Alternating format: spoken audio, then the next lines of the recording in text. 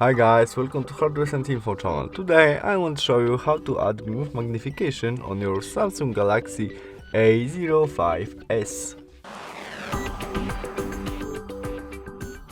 Our first step to do this is from main menu we must navigate to the settings.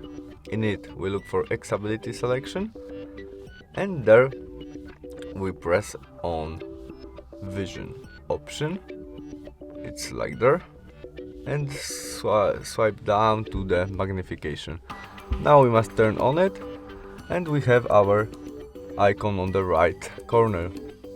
We press on it and we have our zoom, which we can zoom our screen. To change position of our zoom we must use two fingers and scroll. To turn off it we press on our person icon on the right corner. That's all. Thanks for watching. See you soon. Bye.